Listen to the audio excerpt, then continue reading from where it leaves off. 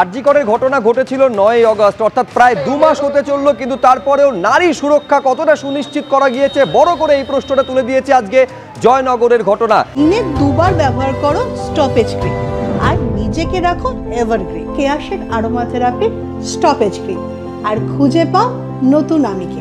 এইরকম একটা পরিস্থিতিতে কার্যত রাজ্য সরকারকে আলটিমেটাম দিয়েছেন জুনিয়র ডাক্তাররা। কাউন্টডাউন চলছে। এইরকম অবস্থায় পুলিশের তরফে চূড়ান্ত অসহযোগিতার অভিযোগ করছেন জুনিয়র ডাক্তাররা। ধর্মতলায় ধর্ণামঞ্চে চৌকি এবং বায়ো টয়লেট আনতে বাধা দেওয়া হচ্ছে পুলিশের তরফে, এই অভিযোগ তারা করছেন। সরাসরি ঝিলম করঞ্জাই রয়েছেন আমাদের সঙ্গে। কি পরিস্থিতি ঝিলম এখন?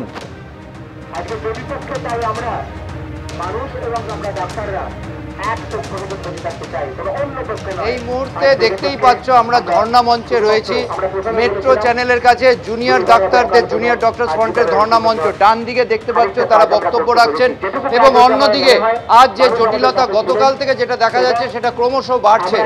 জটিলতার মধ্যে অন্যতম হচ্ছে যে এখানে তারা খাট এনেছিলেন, সেই খাটগুলো ঢুকতে দেওয়া হচ্ছিল না।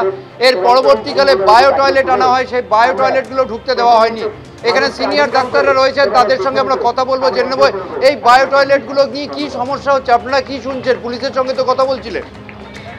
আমরা চেয়েছিলাম আমাদের এখানে যত প্রতিবাদী আসছেন, বিশেষ করে যে ডাক্তাররা থাকছেন এখানে, জুনিয়র ডাক্তার সিনিয়র ডাক্তার, যে তাদের জন্য একটু পরিষ্কার পরিচ্ছন্ন বায়ো টয়লেট, যাতে কোনো এনভায়রনমেন্টাল পলিউশন না হয়, সেজন্য আমরা এখানে বায়ো টয়লেট লাগাতে চেয়েছিলাম। কিন্তু পুলিশ কোনোভাবেই এটা লাগাতে দিচ্ছে না। পুলিশ আমাদেরকে এই ধর্ণা মঞ্চে বসতে দিচ্ছে না। এবং শুধু তা না, আমরা জয়েন্ট প্ল্যাটফর্ম অফ ডক্টরস থেকে পুজোর 4 দিন শ্যামবাজার মোড়ে এবং সিধির মোড়ে আমরা দুটি অবস্থান করতে চেয়েছিলাম। সেখানে শুধু পুজোর মধ্যে যারা বলছেন উৎসব করবেন, আমরা বলেছি পুজো করব।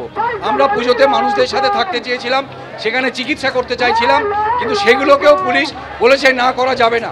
কিন্তু আমরা এটা মনে করাতে চাই, যে মাটিতে যে রাস্তার ওপরে আমরা দাঁড়িয়ে আছি, এই সেই ঐতিহাসিক জায়গা যেখানে 26 দিন ধরে অনশন হয়েছিল।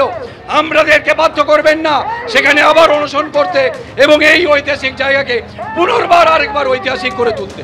অর্থাৎ দেখতেই পাচ্ছ যে পুলিশের সঙ্গে সংঘাত সব জায়গায়, জুনিয়র ডাক্তার সিনিয়র ডাক্তার সকলের সঙ্গে এই আন্দোলন চালিয়ে যাওয়া নিয়ে, এবং এই সংঘাত কোন দিকে যায় এখন সেটাই দেখার। বেশ ঝিলম, আপাতত তোমাকে ধন্যবাদ। গতকাল রাত্রি 8:30 থেকে আজ রাত্রি 8:30, 24 ঘন্টার একটা আলটিমেটাম কিন্তু রাজ্য সরকারের উদ্দেশ্যে দিয়েছেন জুনিয়র ডাক্তাররা। এই অবস্থানের প্রায় 20 ঘন্টা পেরিয়ে গিয়েছে।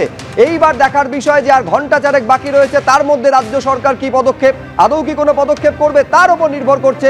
এই জুনিয়র ডাক্তাররা একেবারে টানা আমরণ অনশনের ডাক দিয়েছে, ফলে প্রতি ঘড়ির কাঁটা এগোচ্ছে এবং তা আমাদের নজর থাকবে এইবার জুনিয়র ডাক্তাররা কোন পথে যাচ্ছেন ঘড়ির কাঁটার সঙ্গে।